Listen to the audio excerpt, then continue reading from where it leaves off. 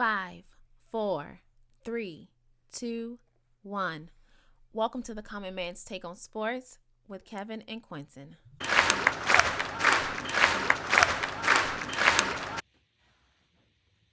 Hey, welcome to another episode of the Common Man's Take on Sports. So, I want to break some news here since ESPN wants to be tight-lipped about it and not say a word, even though as soon as the whole allegations of sign stealing, or not sign stealing, everybody keeps saying sign stealing, but it's advanced scouting. The allegations of advanced scouting against Michigan, they made sure that they dirtied up Michigan's reputation and made sure that they reported on it every day just to keep it in people's minds and label Michigan as cheaters. So I'm going to break this story since Mr. Pete Thamel and all those guys at ESPN are all tight-lipped and don't want to say a word about it. I wonder if it has to do with their ties to Ohio State or not. I don't know. That's just conjecture on my part. But Quentin, did you know that Catapult Sports, a company that several sports teams, including many in the Big Ten, use to keep recordings of their practices so they can go back and let their players watch the practices and kind of go over and see where they could get better and everything. Um, so what's interesting is they're now under investigation by the NCAA and the authorities for a data breach for a team accessing other teams' practice recordings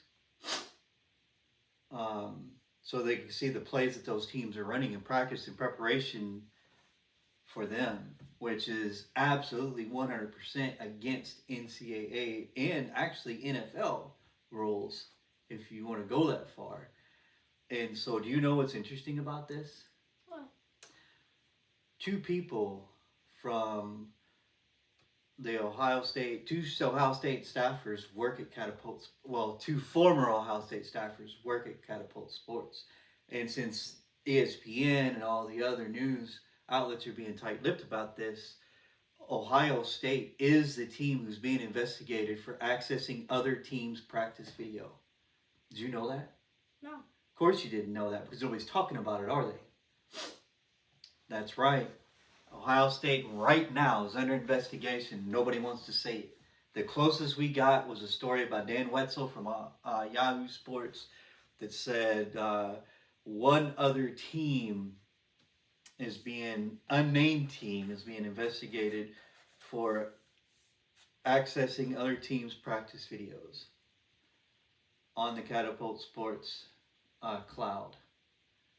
So it's interesting to me that before they even had any evidence against Michigan, they were quick to dirty up their name and put their name out there. But they don't want to put this unnamed team's name out there. Well, I can tell you who the unnamed team is because I know who it is. It is the Ohio State who is being investigated right now for cheating. Can you explain to me why nobody's talking about this right now? How come it's not big news right now? Probably not.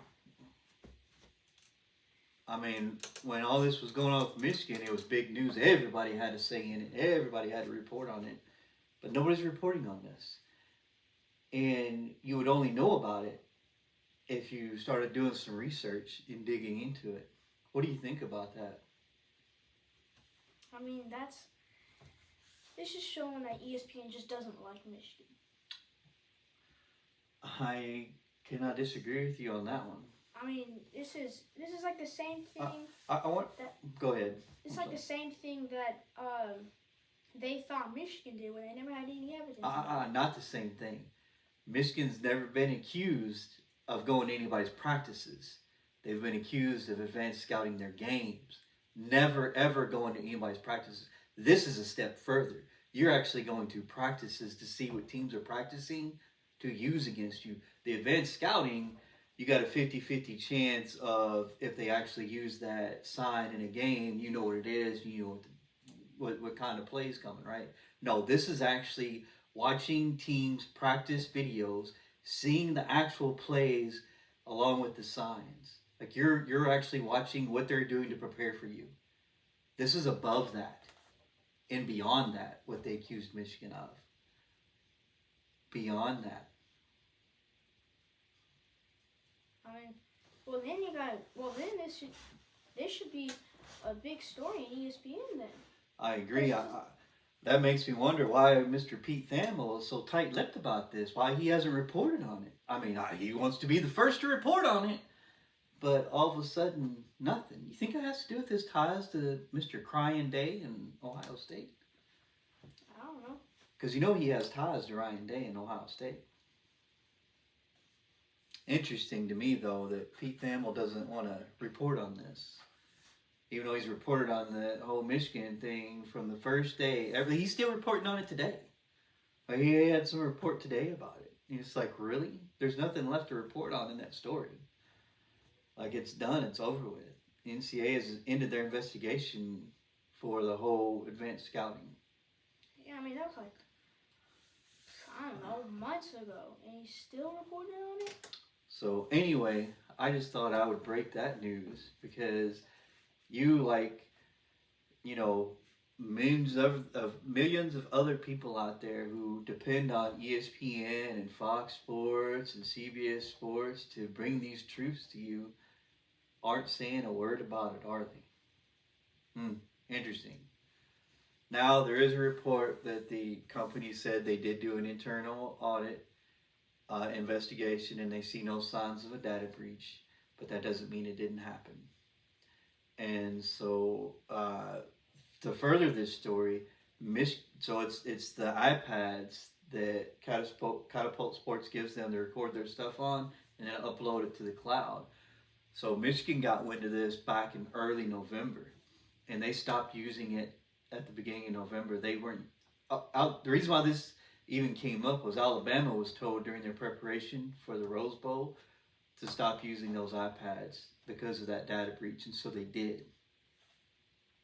Michigan said they knew about this back in early November and stopped using it then. So let me ask you a question, just in case there's some people out there that go, well, just because there's two former Ohio State staffers that work there doesn't mean Ohio State's involved. Who does Michigan play in November, at the end of November? Ohio State. So, interestingly enough, they were told at the beginning of November, and they stopped using that in November in preparation for that game. What do you think about that? I mean, the pieces of the puzzle are kind of coming together with that, aren't they? Oh, yeah.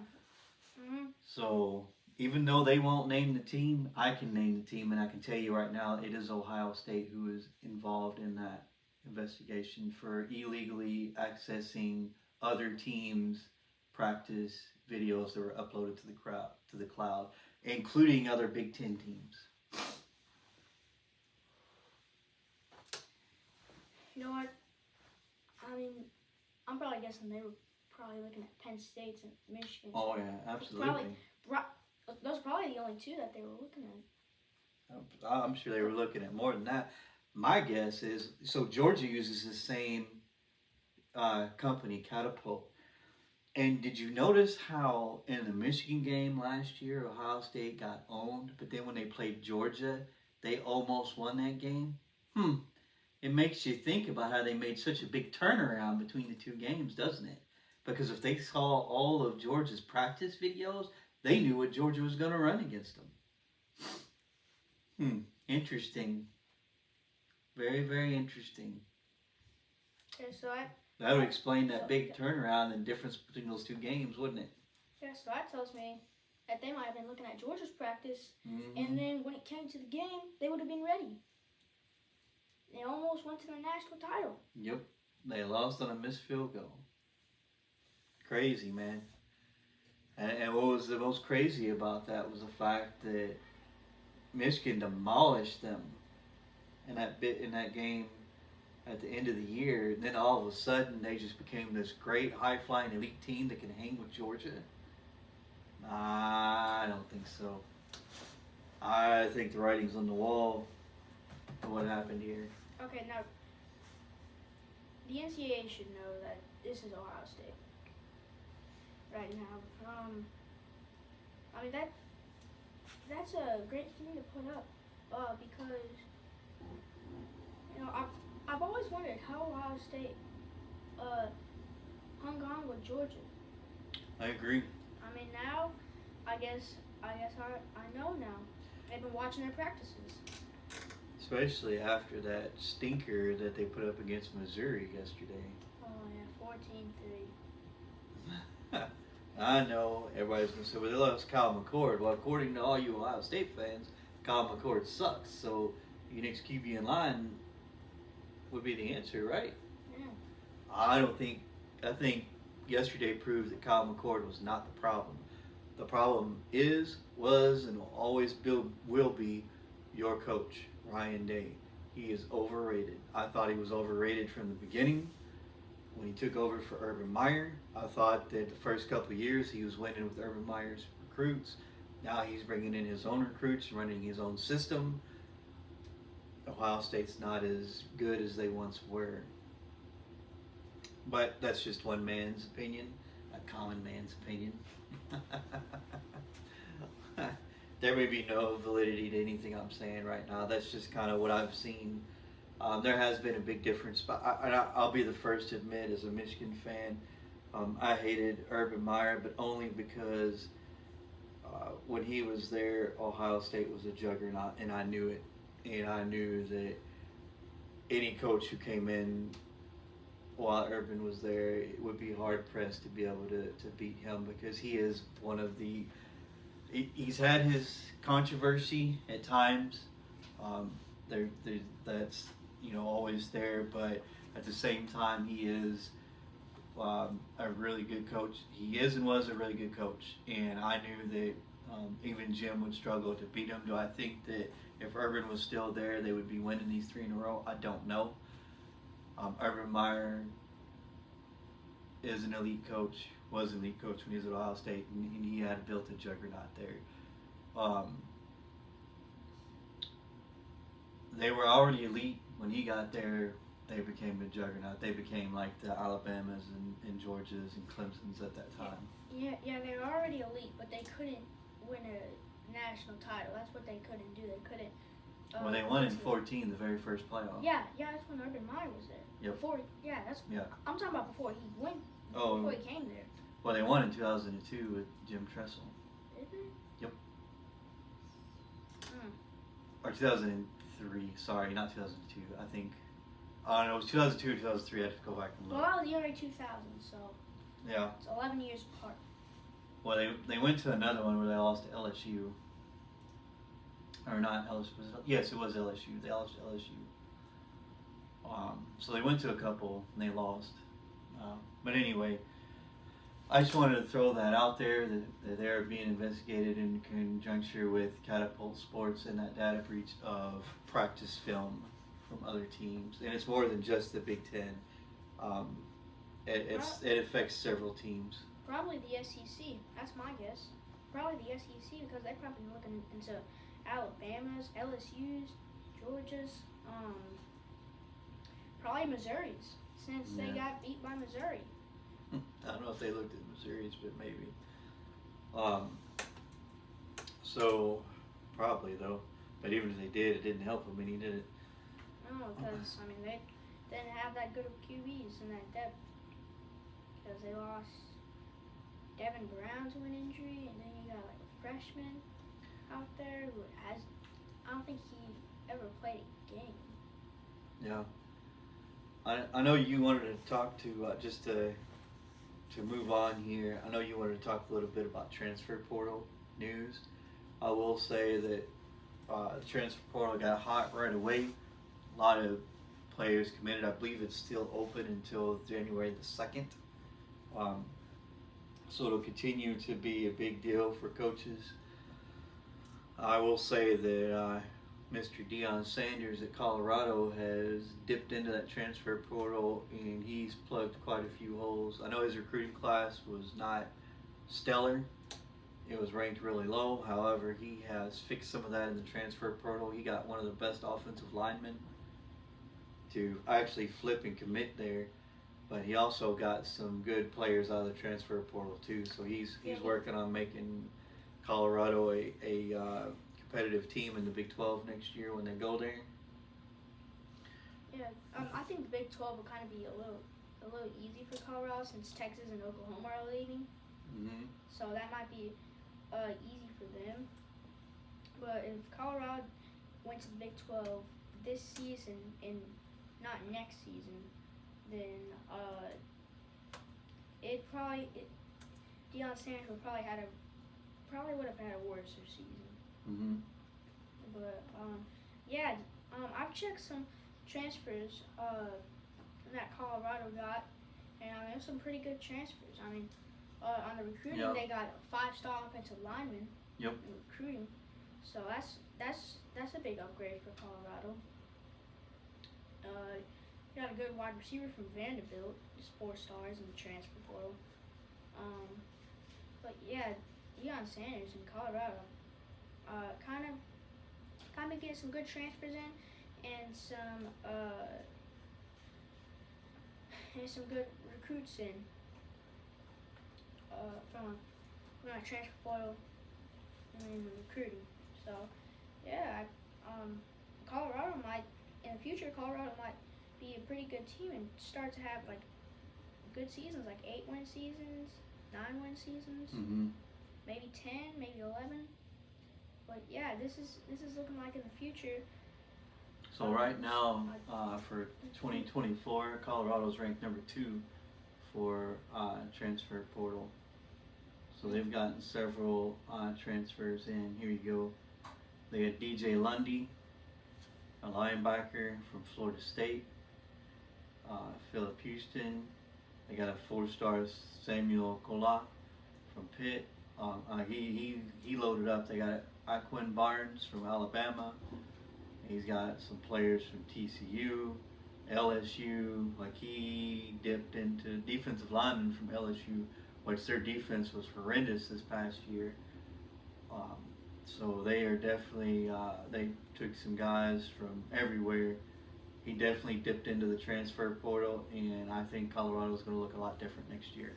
So yeah, he got some offensive line. He got like 4 offensive linemen from the portal. Yep. And that's what he needed. So he's out there doing what he's supposed to be doing, getting it done. Yeah. So yeah, absolutely. He knows that he's got to fix something, and he's working on fixing it. So all the power to him. Let him do his thing. Yeah, I mean, he's turning Colorado around. We didn't expect him to have pretty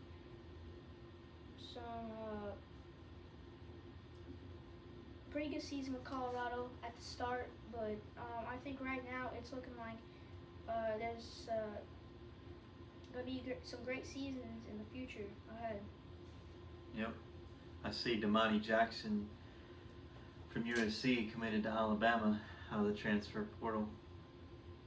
I know a lot of Michigan fans thought he'd come play with his friend Will Johnson, but I didn't think so. When he was at Alabama's Rose Bowl practice, I knew he was going to commit to Alabama. He was going to transfer to Alabama. That was a give me there. Anytime you do that, like that means you're extremely interested in that team. So, yep. So yeah, definitely some big transfer portal news. It'll keep going until January the 2nd when the transfer portal closes. It'll open back up, I believe, in March. I'll have to check that date to be sure. But I know it opens a couple of times before the season begins. So we'll keep an eye on that. I just want to talk about a little NBA here before we leave. So I was looking at some metrics earlier, kind of trying to get a feel for. I've watched several games now. I've watched the Mavericks play. They look good. Kyrie, Luka, all those guys are gelling right now, looking good. Celtics look good right now. I just wonder how they're going to look in the playoffs when everybody's actually playing defense. Excuse me, because everybody always plays defense harder in the playoffs than they do in the regular season.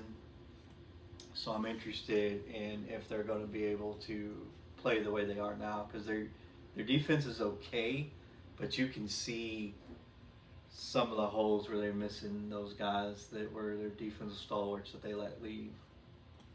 Yeah, like Robert Williams, Grant Williams. Yeah. Marcus Smart. Mm-hmm. He is a pretty good defensive player there. I mean, Yep. that's some key guys that you're gonna need Mm-hmm. for this season. I mean, I've watched the Timberwolves play some. I've watched the Lakers play. I've watched the Magic play. I watched some of the Clippers. I've watched a couple of the 76ers and Bucks games, some Pacers games. All those teams look good. I know the Pacers are on a slide right now, along with the Lakers. Lakers are in trouble right now. I really think they need to see what they can get out of D'Angelo Russell, but that's just my personal opinion. It doesn't make me right or wrong, but I didn't think that he fit that team last year, and I don't think that he fits the team this year. I think the Lakers should just trade D'Angelo Russell, get a better point guard, get a guy who will actually play better defense than D'Angelo Russell. I agree. I think they should have gone after I don't Damian think. Lillard. Let me step this back to. I don't think D'Angelo Russell is a bad player. I think he's a bad fit with the Lakers. I don't think he fits what the Lakers want to do. I don't think he fits with LeBron and Anthony Davis. I think there's a better fit out there for him. It's just not LA. I just want to go over some things here. So there's only 1, 2,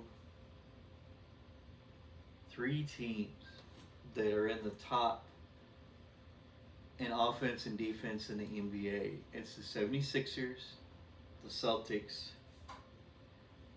and the Clippers, which is interesting because when you're in the top 10 in both offense and defense, it usually means you got a pretty good team, right? So I find that interesting. Now, LA is in the top 15 for offense, but not defense. And so the Magic are in the top for defense, but they're top 20. I think they're 22 on offense. So even though they don't score a lot, they play really good defense. The Thunder are really good on offense, but not good on defense. The Pacers are really good on offense, but not very good on defense. Bucks, same thing, really good on offense, but not very good on defense. So that's something to watch going forward. I always look at that, no matter what sport I'm watching.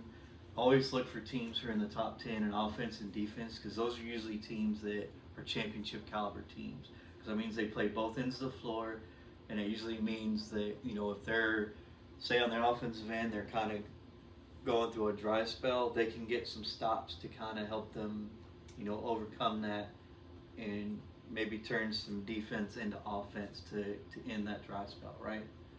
So those are 3 teams right now in both. Obviously, we've only played 30-something games, so that can change. But that's pretty interesting to me right now is those 3 teams, the Sixers, the Celtics, and the Clippers, are top 10 in both. So, Clippers aren't doing so hot right now either. There's several teams that are struggling currently. Yeah, like the Warriors, the Suns are struggling because they haven't had. I said a while ago the Warriors' run is over. It's been over. They unfortunately were dumb enough to stay loyal to Draymond Green, and it has backfired on them. When they got rid of Jordan Poole, James Wiseman, they got rid of all their young players, and they kept Draymond Green, and it's backfired on them tenfold.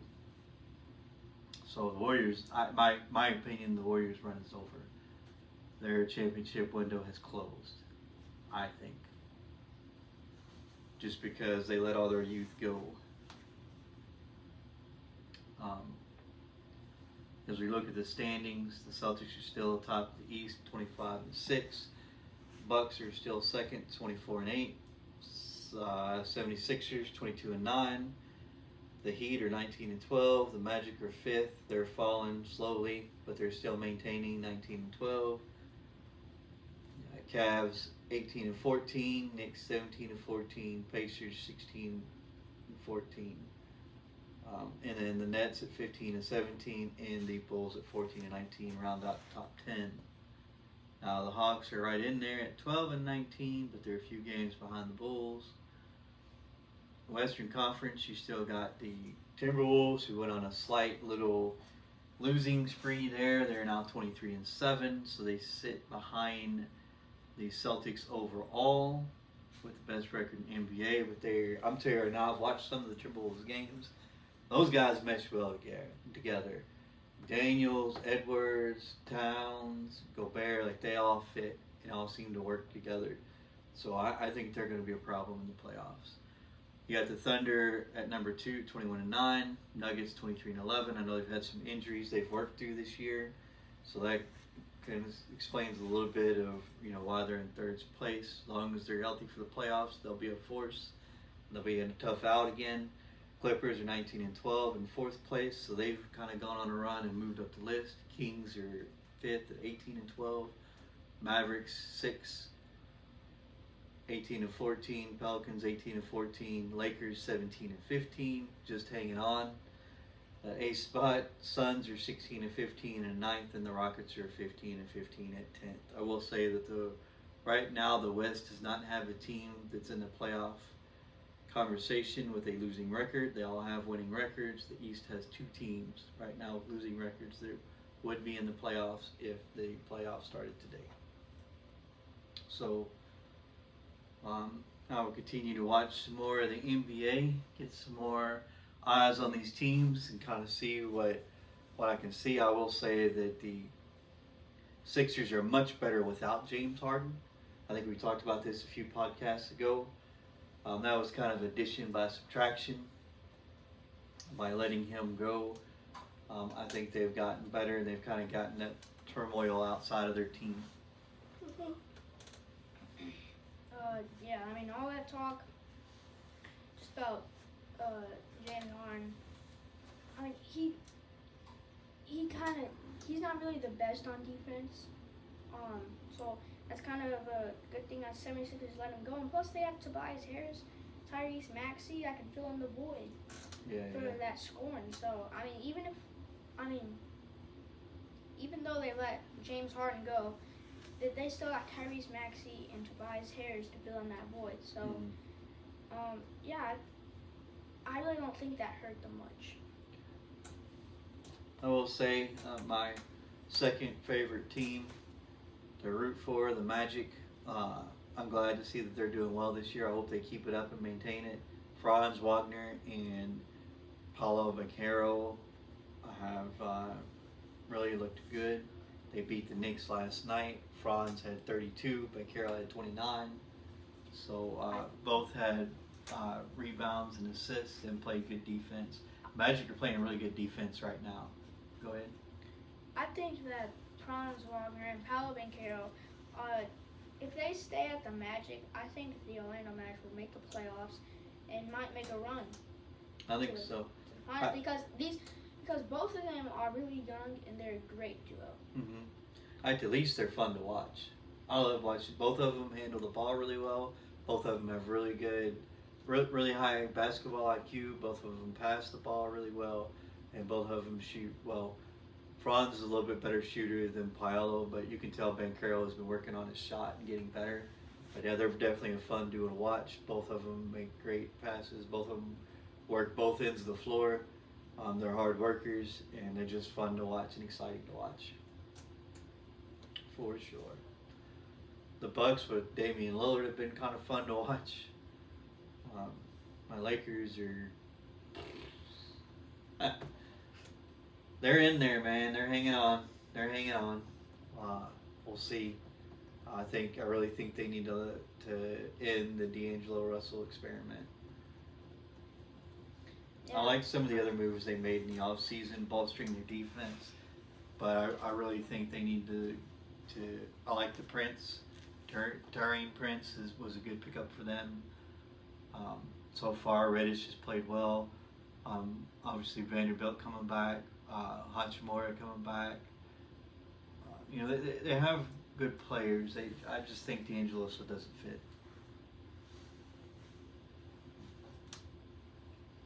Okay. Yeah, I agree with you. I think he's a great shooter, but I mean, the defense isn't that good. I mean, I agree with you. I don't think he fits in Mhm. LA's scheme. So I think they should trade him for someone who does fit in their scheme. And he's a great shooter, but he just doesn't play that good on defense, and he's just not fitting with their scheme. So they just need to find a better point guard that can fit with their scheme, play better defense, and maybe shoot a little better than D'Angelo Russell. All right. Is there anything else you want to talk about? No. All right, that'll do it for our show today. We had a lot to unpack. We'll unpack some more in the next episode. I really need to get. We've been watching some college basketball here lately, so I think that our next episode will cover some NCAA college basketball and just kind of where we see the teams and kind of who our top teams are as of right now. We're not quite halfway through, but getting there. We'll kind of talk about that a little bit. But that's it for today. Thank you for listening. Please subscribe and follow us. We thank you. We welcome all comments. We thank you guys for continuing to come back and watch our show on YouTube or listen to it on our podcast. Thank you and have a good night.